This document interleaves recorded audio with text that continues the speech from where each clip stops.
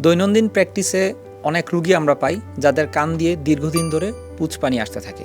অনেকের প্রশ্ন থাকে কখন আমরা কানের অপারেশন করব। তো আজকে আমরা জানব কখন কানের অপারেশন করতে হয়। প্রথমেই বলে নেই, সকল ক্ষেত্রে কানের অপারেশনের প্রয়োজন হয় না। অধিকাংশ ক্ষেত্রেই নিয়মিত উপদেশ মেনে এবং ঔষধ সেবনের মাধ্যমে রুগী ভালো থাকে। তবে কিছু কিছু রুগী আমরা পেয়ে থাকি যাদের কানের পর্দা দীর্ঘদিন ধরে ফুটা থাকে এবং তাদের শুনতে কিছুটা কষ্ট হয়। সেক্ষেত্রে আমরা কানের অপারেশন করে থাকি। কখনো কখনো কানের পর্দার ছিদ্র হয়ে আমাদের মধ্যকর্ণের যে হাড়গুলো আছে সেগুলো ক্ষয় হয়ে যায়। সেগুলো ক্ষয় হয়ে গেলে আমাদের কানে শোনার ক্ষমতা কমে যায়। সেক্ষেত্রে শ্রবণ শক্তি পূর্বের অবস্থায় ফিরিয়ে আনার জন্য আমরা কানের অপারেশন করে থাকি।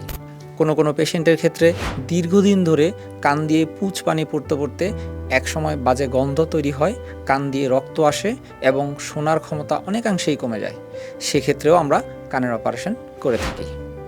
কোনো পেশেন্টের ক্ষেত্রে জন্মগতভাবে অথবা পরবর্তী সময়ে এসে কোলেস্টিয়াটোমা নামক এক ধরনের রোগ হয়ে থাকে, যেটি আমাদের কানের হাড়কে ক্ষয় করে ফেলে এবং আস্তে আস্তে এটি আমাদের অন্তঃকর্ণ এবং আমাদের ব্রেনের মধ্যে চলে যেতে থাকে। এই ধরনের সমস্যা যে সকল রুগীরা ভোগেন তাদের ক্ষেত্রেও আমরা কানের অপারেশন করে থাকি।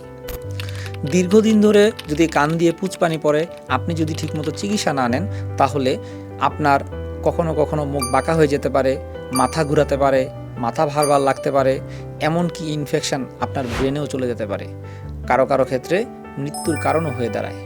তাই কানে পুঁজ পড়া সমস্যায় বসে না থেকে আপনার নিকটস্থ নাক কান গলা বিশেষজ্ঞ চিকিৎসকের পরামর্শ নেবেন।